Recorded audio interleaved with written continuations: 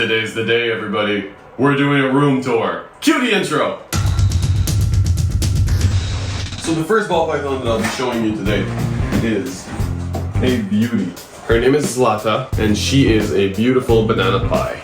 We absolutely love her, and we cannot wait to have her breed. The male is coming next, you'll see. So as you can see, he's quite a lot bigger. His name is Houdini, and he is a banana Mojave het pie het hypo. So he's the one that we'll be pairing with Zlata. You can agree probably that he's gonna make amazing babies. We are hoping for banana Mojave pies. Those would be fantastic. And they'll all be possible het hypo as well. Speaking of hypo, we got a beautiful new addition to the family this weekend. She doesn't have a name yet, but she is a beautiful GHI pinstripe het hypo. Basically, if we breed her with Houdini, we can get some Mojave GHI pinstripe hypos. And those would be incredible. Let me know in the comment sections what you think we should name her. Next ball python that we have is a female. So she's an orange dream pastel. Beautiful female, about 1.5 years old now. We love the orange dream gene, and we are hoping to pair her with something beautiful that we don't have yet. Moving on, we got our adults. We've got a beautiful Volta ball python. So this is a sub-Saharan ball python. Different locality of ball python, so this is why she's absolutely enormous. She's probably around 3,000 grams. Her head is about twice the size as a normal ball python, but she's absolutely lovely. Her name is Cupcake, and she's going to be a breeder for us this year. The top 3 are pensions, but the next one that we have is our male, and he is a beautiful fire and she male. You've spotted him before in a video on this channel. We gave him a bath about 6 months ago on camera. He is a beautiful ball python. His name is Mike Wazowski, and he is a fantastic romantic. So far, he's locked with every female that he's ever been presented with. Very, very good breeder, such a romantic, and a really nice little guy. We're breeding him currently to Cupcake and to our next ball python, which is our very first ball python that we ever got. She's right about the shed right now, so her eyes are really blue. Her name is Miss Noodle. She's a normal. We love her anyways. It doesn't matter that she's a normal. We're gonna use her to separate genes, basically. So the reason why we're breeding 2 genes animals to normals is to eventually get a 1 gene and another 1 gene, so that way I can bring some fire into another gene without necessarily having to put Enchi into it using Mike. Moving on. So it turns out there's actually one last ball python that I haven't showed you. His name is Colbert Simpson.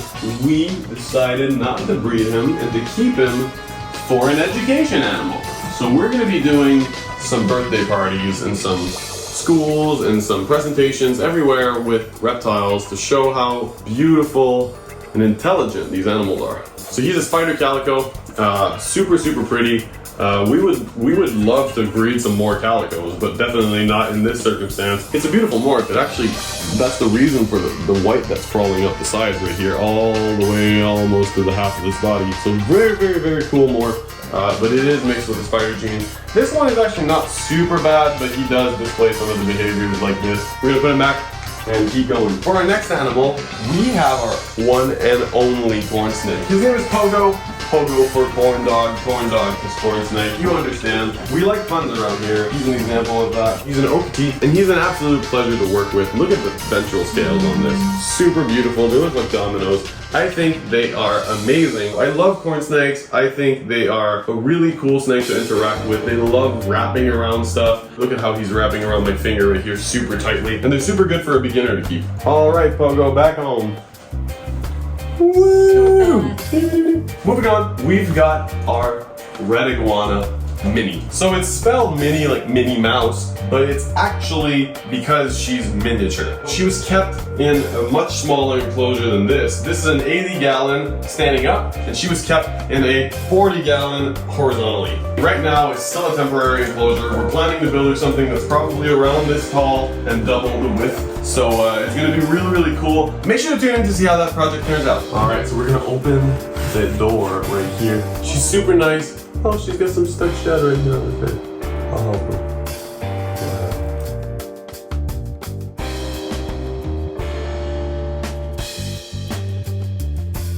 Such a beautiful animal. We love interacting with her. She's actually really good. When we got her, she was kind of flighty, but now she even lets me touch her and handle her. She will start to run, but they're curious animals, so that's normal. So moving on, we have our only gecko. She is a beautiful leucistic leopard gecko. And we haven't given her a name yet. We're waiting for you guys to drop your suggestions down in the comments. As you can see, super curious. She loves the attention. She loves walking around and looking around. Moving on, we have our first bearded dragon. His name is Chipotle, and he is a beautiful orange leatherback. He's a full adult, about 2 years old, and we got him, I think he was our second lizard ever. Not our first lizard ever. Oh. And then we got Clementine. Oh, well then, let's show Clementine. Here she is. She's still really cute. Absolutely beautiful. She's an orange, not a leatherback. We don't want to make silkies, but we do want to make more leatherbacks, so she's shedding on the head right now. But they're absolutely beautiful, and they're going to make some super oranges as well. Now, it goes without saying we haven't introduced them yet because she's way too young still, but next year is going to be the year that they're going to finally meet each other. They've seen each other. They're right next to each other like this so that they can't see each other all the time, but when he gets out, sometimes he sees her and then he starts doing the head bump display that you can see right here. Next animal is our first big lizard.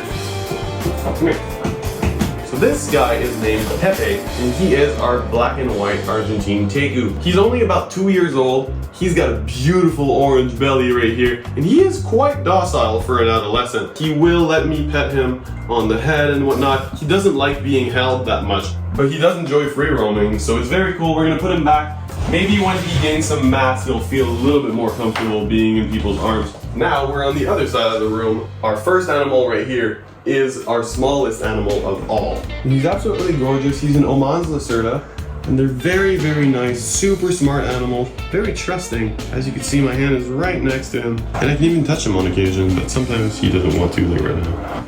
Right underneath him is our blue-tongued skink. His name is Taz, and little underweight. When I say little, it's a lot. He's a blue-tongued skink.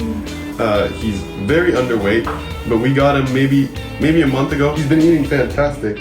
He's a little bit skittish when it comes to getting handled, but he's not that bad in comparison to some other lizards that we worked with. He does have pretty severe MBD in his tail right here, and we're gonna let him go back. Coming up next, we have our first monitor. So his name's Edgar. He's a Savannah Monitor, and he's absolutely gorgeous. We got him maybe 6 months ago, and he is a rescue from Kijiji, which is basically the Canadian version of Craigslist.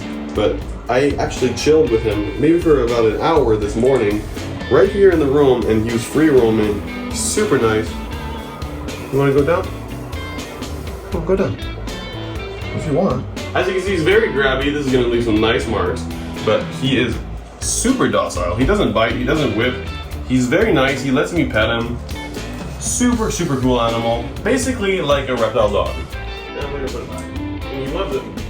So remember before when I said that Speedy was actually one of my smallest animals? Well, that was actually not really true. This one is not a reptile. It's our only arachnid. And she is beautiful. Her name is Chocolate. She is a non-dew chromatus, about 1.5 years old.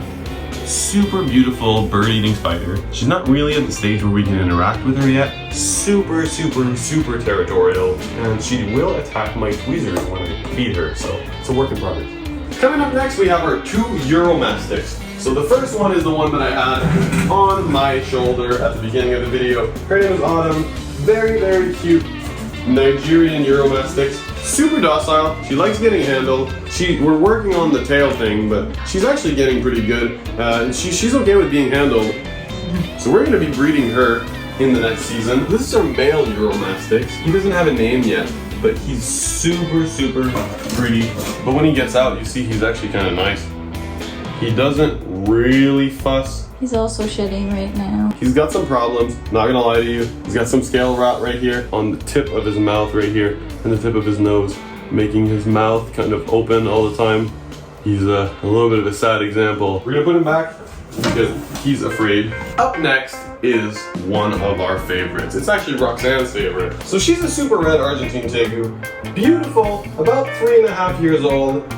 We got her about 6 months ago, and she has become our best friend, basically. She free roams all the time, so we're gonna keep her out here for the rest of the video. So a lot of people like to say that monitors are the most intelligent lizards of all, but I would actually go and argue that these guys are just on par, if not more intelligent, because they don't rely on instinct for most of their decision making. They rely on things like memory or curiosity or even plain old I felt like it. So up next is our boy Kyle. He's absolutely beautiful. He's a Nile monitor, and we've got him probably about 2 months ago, and he's out right now, which is super lucky. We gave him a bath in a previous video, but basically he's gotten so good that I'm able to pet him and interact with him. So this concludes the end of our reptile room tour. If you guys enjoyed it, please make sure to hit that like and subscribe button, and we will see you in the next video. Cherry, what are you doing? Ow. Thank you so much for checking out this video, everybody. If you enjoyed it, make sure you hit that like button, and if you really loved it, why don't you subscribe? It's free, you know?